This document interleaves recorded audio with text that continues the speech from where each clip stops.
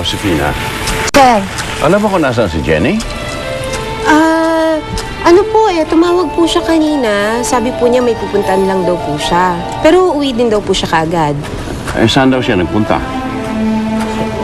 Hindi mo niya nabanggit I've been calling her pero hindi niya sinasagot ang cellphone niya. Pagdating niya, pakisabi lang na gusto ko siyang makausap. Sige ho. May sasabihin ho kayo sa kanya? May problema ho ba, sir? Wala namang problema. Gusto ko lang makausap ang apo ko.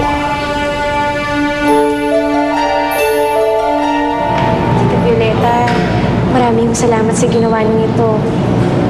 Kung hindi ho dahil sa inyo, baka hanggang ngayon hinahanap pa rin namin si Inay. Wala yun, Jenna. Masaya ako, nakatulong ako sa'yo. So, paano? Ano bang plano ninyo? Paano kayo mag-uumpisa ulit? Hindi pa nga namin alam, Ate Violeta. Isa lang ang sigurado ako. Ayoko nang tumira si Jenna sa bahay ng lolo niya. Kilala ko ang papa. Hindi yung papayag na kunin mo si Jenna sa kanya. Alam mo, mas makakabuti siguro kung tumakas kayo. Tago. So, magpakalayo-layo para hindi na niya kayo mahanap kahit kailan.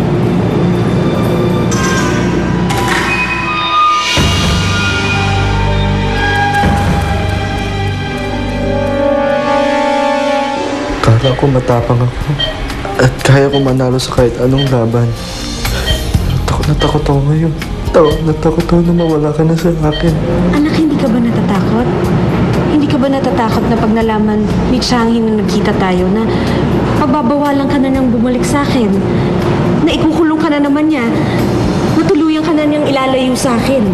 Sir, andyan na po si Ma'am Jenny. Oh, Sonyo! Kanina pa kita